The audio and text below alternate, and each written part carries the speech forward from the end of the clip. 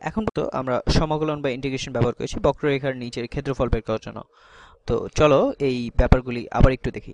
আশা করি এগুলো আসলে তোমার এতদিনে বোঝার কথা। যদি সমস্যা হয় তাহলে আগের ভিডিওগুলো দেখতে পারো। এখন যদি আমার কোনো ফাংশন থাকে, আচ্ছা আমি প্রথমে এখানে আমার এক্স ওয়াই অক্ষ আঁকি। তো এটা এক্স অক্ষ এবং এটা ওয়াই অক্ষ, এবং কোনো ফাংশন ধরি এটা হলো ওয়াই সমান এক্স এর একটি ফাংশন। তো তুমি আমাকে এক্স এর মান দিলে আমি তোমাকে ওয়াই এর মান দিতে পারবো। এবং এখন আমি যদি এই বক্ররেখার ভিতর কোনো ক্ষেত্রফল বের করতে চাই, যা হবে ধরো যে x সমান a এবং x সমান b এর ভিতর, তাহলে এটা হলো সেই ক্ষেত্রফল যেটা আমি বের করতে চাই, এখানের এই ক্ষেত্রফল। এখন আমি যা করব তা হলো যে আমি এটাকে ছোট ছোট কলামে ভাগ করব, অথবা অনেকগুলো আয়তক্ষেত্র। তো আমি এখানে একটি আয়তক্ষেত্র আঁকি। হ্যাঁ, তো এখানে দেখতে পারো যেটা আসলে অনেকভাবেই করা যায়। তো আমি এভাবেই করছি যে ধরি এটা হলো ওই আয়তক্ষেত্রগুলোর একটি। এখন এই আয়তক্ষেত্রটির ক্ষেত্রফল হলো ভূমি গুণ উচ্চতা, তাই না? তো আমরা এই আয়তক্ষেত্র অনেক ছোট ছোট করে এখানে বসাবো যাতে আমরা অনেকগুলো যোগফল পেতে পারি। তো এটা আসলে অনেক ছোট। তো চলো আমরা যে এই আয়তক্ষেত্রের ভিত্তিকে ধরি যে ডিএক্স, এবং এই আয়তক্ষেত্রের উচ্চতা হবে এফ অফ এক্স এই বিন্দুতে, তাই না? তো এটা হবে এফ অফ, অথবা এটাকে তুমি এফ নটও ধরতে পারো। তো যাই হোক, তুমি এটা যা ইচ্ছা তাই বলতে পারো। তো এফ অফ এক্স, ঠিক আছে? তো এটা হলো আয়তক্ষেত্রের উচ্চতা। এখন তুমি যদি এই সব আয়তক্ষেত্রের যোগফল পেতে চাও, তাহলে এটা হলো এখানে আসলে অসীম সংখ্যক আয়তক্ষেত্র আছে যারা অনেক ছোট। তো এই বক্ররেখার নিচের ক্ষেত্রফল হবে যে এই সবগুলো আয়তক্ষেত্রের ক্ষেত্রফলের যোগফল। আমরা নির্দিষ্ট সমাকলন থেকে জানি যে আমরা এটাকে এভাবে লিখতে পারি যে এটা হলো নির্দিষ্ট সমাকলন বা ডেফিনিট ইন্টিগ্রাল, এবং আমরা এই আয়তক্ষেত্রগুলোর যোগফলকে নিব। তো x সমান a থেকে x সমান b পর্যন্ত, এবং এখানে মোট ক্ষেত্রফল অর্থাৎ এই সবগুলো আয়তক্ষেত্রের ক্ষেত্রফলের যোগফল, যেখানে উচ্চতা হলো এফ অফ এক্স এবং ভিত্তি হলো ডি এক্স। তো এটা হবে এফ অফ এক্স গুণ ডি অফ এক্স। এটা হলো এই ক্ষেত্রফল y সমান এফ অফ এক্স এর x সমান a থেকে x সমান b পর্যন্ত যে ক্ষেত্রফল এই বক্ররেখার নিচে। তো এটা আসলে আমরা আগে করেছি। এখন তোমরা দেখতে এবং বুঝতে পারবে যে কিভাবে আমরা এটাকে বাড়াতে পারি একটি পৃষ্ঠতলের আয়তন বের করার জন্য। তো প্রথমে দেখি যে এই পৃষ্ঠতলটা কি। আমরা আসলে একটি ত্রিমাত্রিক ক্ষেত্রের কথা ভাবছি, তো যার পৃষ্ঠতলকে আমরা একটি ফাংশন f লিখতে পারি, যে ফাংশন অফ x এবং y। তো আমরা y সমান সমান ফাংশন অফ x এর বদলে আমরা এখানে লিখব যে z সমান সমান ফাংশন অফ x এবং y। তো এটাকে তুমি এভাবে দেখতে পারো যে এই ডোমেইন হলো যে যেখানে তুমি যত খুশি তত মান নিতে পারো এই ফাংশনের মধ্যে। অথবা তুমি এটা এভাবে দেখতে পারো যে আমরা আগে দেখেছি যে আমরা x এর মান যে কোনো কিছু নিতে পারি, অর্থাৎ যে কোনো বাস্তব সংখ্যা নিতে পারি এই x অক্ষের সময়, যেখানে x ছিল ডোমেইন। এখানে আমাদের ডোমেইন হলো এক্স ওয়াই সমভূমি। তো এখানে আমরা x এর যে কোনো মান এবং y এর যে কোনো মান বসাতে পারি। এখানে আমরা শুধু বাস্তব সংখ্যা নিয়ে কথা বলছি, তো বেশি কথা বলবো না। এবং এটা একটা সংখ্যা নির্দেশ করবে। এবং তুমি যদি এটাকে লেখচিত্র বসাও তাহলে এটা হবে উচ্চতা, এটা হবে এই পৃষ্ঠতলের উচ্চতা। তো আচ্ছা, আমি তোমাকে দেখাই যে এই পৃষ্ঠতলটা দেখতে কেমন হয়। তো তোমার হয়তো নাও মনে থাকতে পারে। আমরা পৃষ্ঠতলের ক্ষেত্রফল বের করছিলাম, এবং দেখো যে এটা হলো একটি পৃষ্ঠতল। তো আমরা এটার ফাংশনটি দেখাবো, এবং তুমি দেখতে পাচ্ছ যে এটা একটি পৃষ্ঠতল। তো এটা একটি কাগজের টুকরার মতো যা বেঁকে আছে। তো দেখি আমি এটাকে একটু ঘুরিয়ে দেখি। তো এটা হলো এক্স অক্ষ এবং এটা ওয়াই অক্ষ, এবং এটা এবং উচ্চতা হলো একটি ফাংশন যেটা আমরা নির্ভর করে যে আমরা এক্স ওয়াই সমতলের কোথায় আছি। তাহলে আমরা কিভাবে এরকম একটি পৃষ্ঠতলের ক্ষেত্রফল বের করতে পারি, এই এরকম একটির আমরা কিভাবে এর মান বের করব। এটা কিছুটা কঠিন হবে আমরা আগে যা শিখেছি তার থেকে। তো এখন কি হবে, আচ্ছা আমি যদি অন্য একটি তল আঁকি। তো এখানে আমি আচ্ছা কিছু অক্ষ আঁকি, যে ধরো এটা হলো আমার এক্স অক্ষ, আর এটা ওয়াই অক্ষ, এবং এটা জেড অক্ষ। আমি এই ভিডিওগুলো আসলে একসাথে অনুশীলন করিনি। তো আমি মাঝে মাঝেই ভাবি যে আমি কি আঁকবো।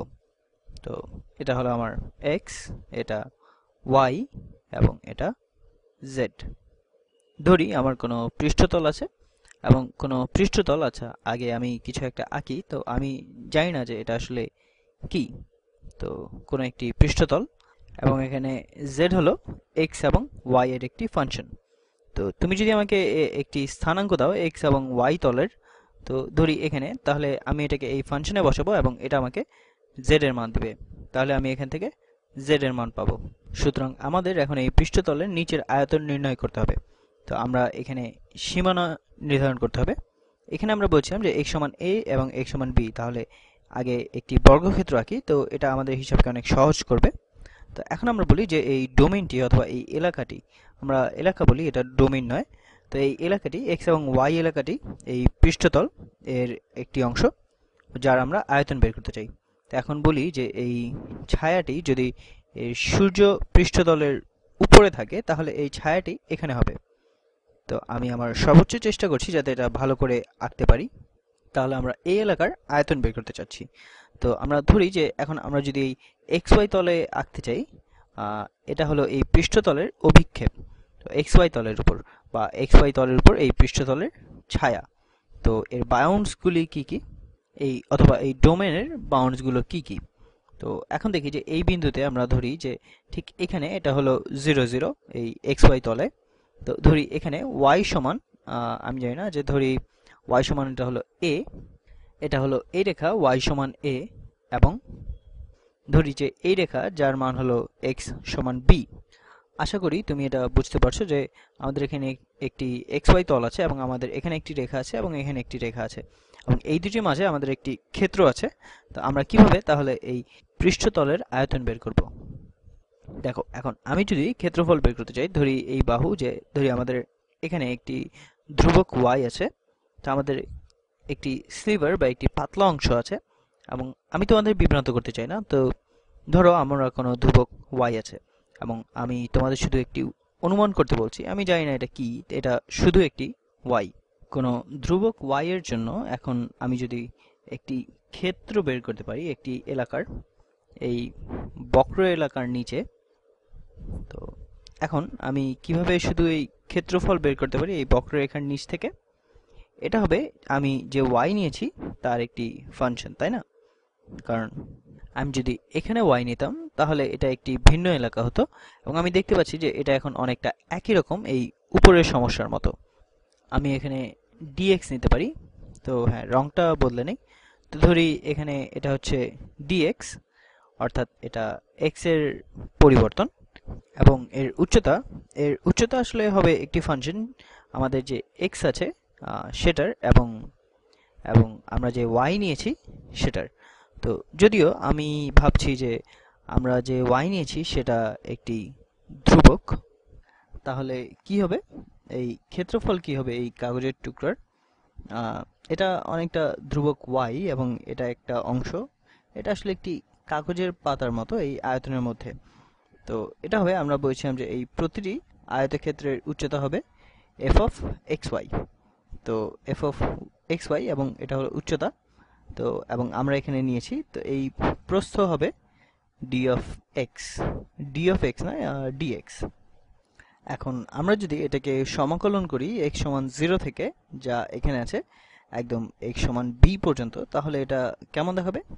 তো এটা অনেকটা এমন দেখাবে, x 0 থেকে b পর্যন্ত, ঠিক আছে? তো এটা আসলে আমাদেরকে একটি ফাংশন অফ y দিবে, এবং এটা আমাদের একটি রাশি দিবে যদি আমরা জানতে পারি যে এই আয়তনের এইরকম এই পাতলা অংশটি y এর যে কোনো মানের জন্য।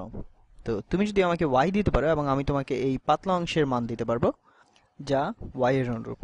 তো এখন আমি কি করতে পারি, আমি যদি কোনো এই প্রদত্ত একটি স্লিভার এর মান জানি, আমরা যদি সেই স্লিভারকে dy দিয়ে গুণ করি, তো ধরি এটা dy, আমি অন্য একটা রঙে করলাম, সুতরাং dy, হ্যাঁ। তো y তে খুব অল্প পরিবর্তন, এবং এখন আমি যদি এই ক্ষেত্রকে এই ছোট্ট dy দিয়ে গুণ করি, তাহলে আমি আমার এই স্লিভারের আয়তন পেয়ে যাব। তো আশা করি এটা কিছু অর্থ প্রকাশ করবে, এবং এখন আমি এই অংশটি কেটে নিয়েছি, তো আমি এখন সেটাকে একটি ত্রিমাত্রিক করে নিচ্ছি। তো তাহলে এটা হচ্ছে সেই স্লিভার বা পাতলা অংশ, এবং এর আয়তন কি হবে? এই স্লিভারের আয়তন হবে এই y এর ফাংশন গুণ dy, অথবা এই পুরো জিনিসটি গুণ dy। তাহলে এটা হবে এই ইন্টিগ্রাল 0 থেকে b পর্যন্ত f of xy dx। এটা আমাদের এই নীল পাতার ক্ষেত্রফল দিবে, এবং এখন যদি আমি এই জিনিসটিকে গুণ করি dy দিয়ে, তাহলে আমরা এই আয়তনটি পাবো। তো আমি এখানে কিছু গভীরতা পাই এই এলাকায়, আমি এটা রং করছি, তো এটা হলো এই পাতার গভীরতা। এখন আমি যদি এই সব পাতাগুলোকে যোগ করি যাদের এই গভীরতা আছে, এবং আমি অসীম পর্যন্ত যোগ করি, তা আমি এটার এই সমাকলনটি নিলাম, এবং সর্বনিম্ন y থেকে অর্থাৎ 0 থেকে আমার উচ্চতর y অর্থাৎ a পর্যন্ত। তো তখন আমাদের এই অনুমানের উপর ভিত্তি করে আমরা হয়তোবা এই পৃষ্ঠতলের আয়তন বের করতে পারি। তো যাই হোক, আমি তোমাদের বিভ্রান্ত করতে চাই না, তো এটা হলো একটি ধারণা যে আমরা কি করতে চাই। আর আমি মনে করি যে আসলে আয়তন বের করা অনেক সহজ যখন তোমরা একটি ধ্রুবক x এবং y এর সীমা আছে। তো এটা আমরা পরের ভিডিওটিতে করব। তো আবার দেখা হবে।